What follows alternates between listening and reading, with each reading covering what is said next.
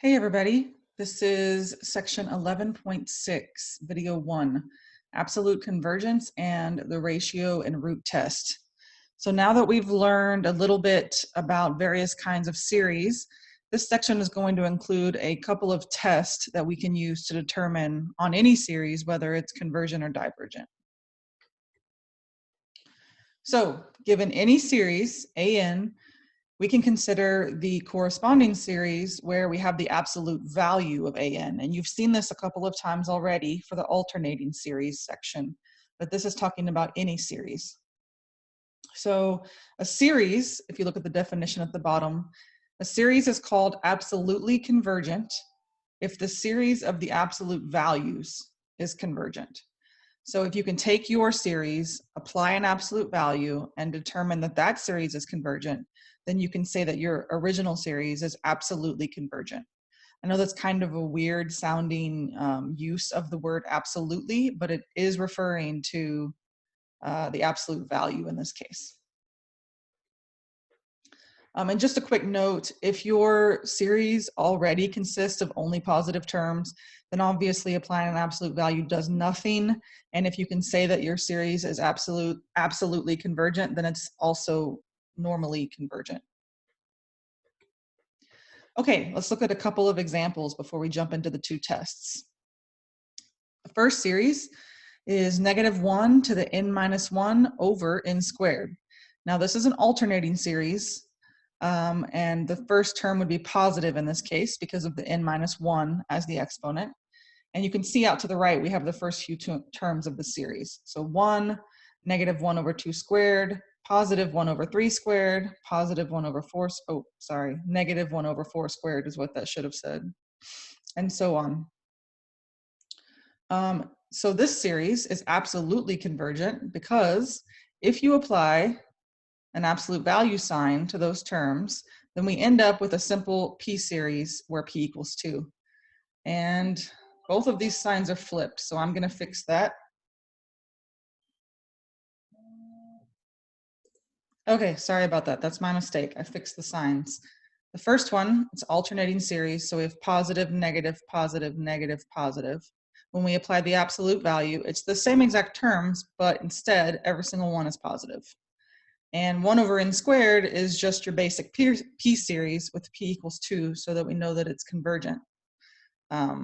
Because n is greater than 1, p equals 2, so this series is convergent. Thus, our original series, we can say, is absolutely convergent. So let's look at a different one. This is the harmonic series, but alternating. So we have +1, -1/2, +1/3. Let me try that again.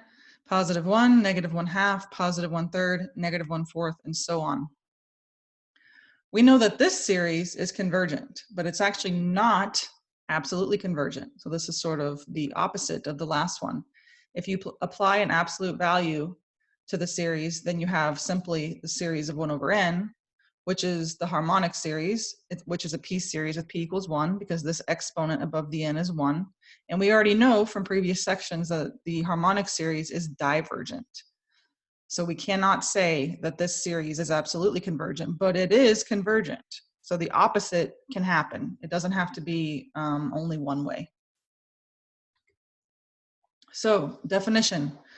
A series is called conditionally convergent if it is convergent but not absolutely convergent. So this is the example we just saw with the alternating harmonic series.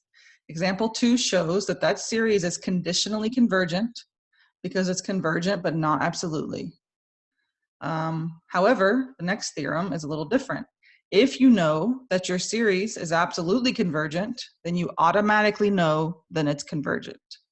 This is very powerful. If your series is absolutely convergent, which means the absolute value of your series converges, then you know the original series that it came from is also convergent.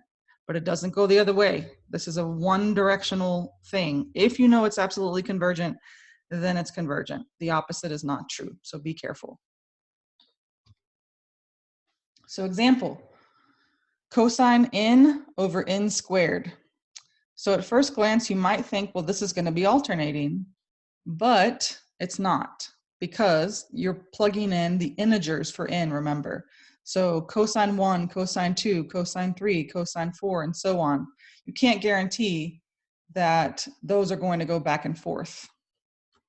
So if you use your calculator and plug these in, you'll see that they're not alternating. There are positive terms and there are negative terms, but it's not back and forth with each term. So let's see if we can apply the comparison test first. If we take the absolute value of our series, that'd be the absolute value of cosine of n over n squared. Notice that n squared is always positive, so there's no need to apply the absolute value around n squared. We can just leave that on its own. And the absolute value is really only needed for the cosine of n. Now we know that the amplitude of cosine is 1. So the highest it ever gets is 1, and the lowest it ever gets is -1. So for sure, the absolute value of the cosine is definitely less than or equal to 1 by definition of the cosine, which means you can compare our absolute value series to simply 1 over n squared. And we already know 1 over n squared is convergent because it's a p series. So since that series is larger than ours, or at least as big, then our series is also convergent by the comparison test. So the series we have is absolutely convergent, and therefore by the theorem we just learned, it's also convergent.